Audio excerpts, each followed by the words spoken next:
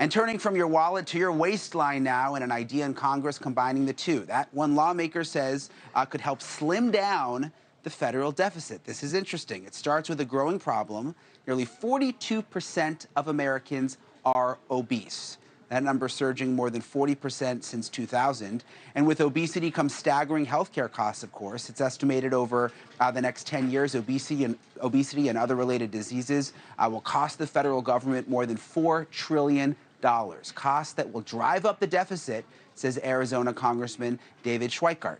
He believes demographics and disease are the primary drivers of the national debt. Enter the new weight loss drugs like Ozempic, and he thinks they could be the answer to actually curbing the national debt. By lowering obesity rates, they could also lower government health care spending. It's an interesting concept. NewsNation Washington correspondent Joe Khalil joins us.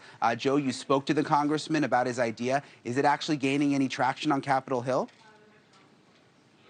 Well, I can tell you people are starting to listen to it, Brian. And, a couple of months ago even, if we asked what the national debt and deficit and weight loss had in common or how they were related, probably would get a lot of blank stares. But Congressman Schweikert has been making this case, saying that if you drive down the one in terms of obesity, you may be driving down the other one, and people are finally starting to pay some attention here. This is their issue. This is all of our issue. But no one else will talk about it.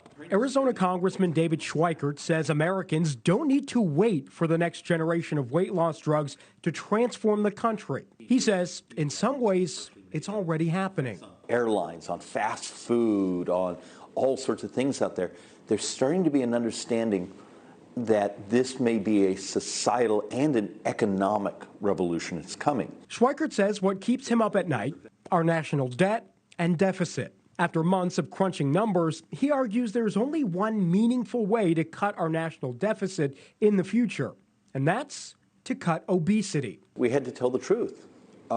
It turns out the number one driver of U.S. debt being related to health care, and the health care was obesity. Schweikert's been making his case, often emphatically, on the House floor. The game of avoiding this discussion needs to come to an end. Is this moral? Should we not talk about it? Over the next 10 years, the Joint Economic Committee projects the U.S. will spend $4.1 trillion fighting obesity and all the illnesses that come with it. Heart disease, stroke, diabetes, and conditions with ties to obesity that may not be so obvious, like some forms of cancer, potentially even Alzheimer's. But the open secret, he says, we continue to spend money treating rather than preventing obesity because it's uncomfortable to talk about. Why haven't we had these discussions? Because you get beaten up. Let's be honest. The hell with the theater of people's feelings.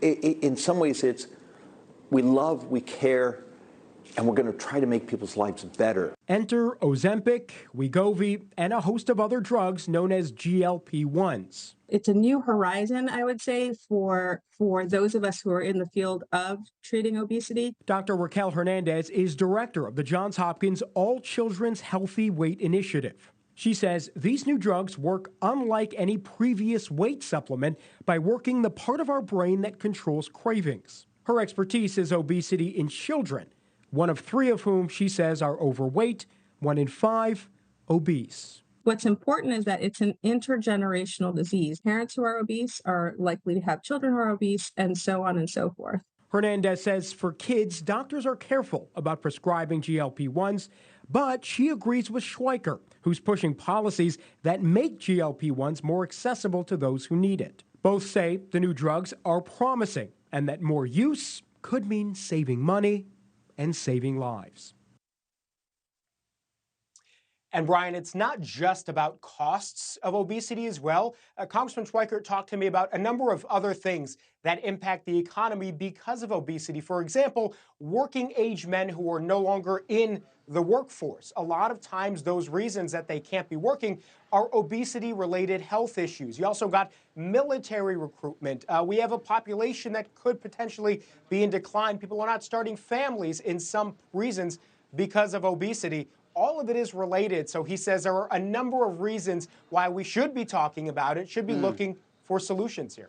Yeah, it really makes sense when you start to think about it. I never thought about the military and, people not, having a family because of it. It does add up. How specifically, though, does he think more Americans could actually get access to these drugs? Because, I know people who want Ozempic. It's not easy to get right now in some areas. It is really hard. It's very expensive for most people. And even if you have a prescription, sometimes the pharmacy you go to doesn't have these drugs. So it's a combination of things. He talked to me about how there are a number of drug makers that are going to be working on other kinds of drugs. And the more that there are in the market, potentially the more affordable they may become. There could potentially be some policies there where, you get into insurances, Medicare, Medicaid, do they cover these things more frequently? So those are going to be questions, I think, that lawmakers generally are going to have to look at. But you have a number of different things, plus just, with time, generic drugs and all of that could make them a lot more accessible to people than they are right now, especially for those who need it. Thanks so much for watching. Go to joinnn.com to find NewsNation on your television provider.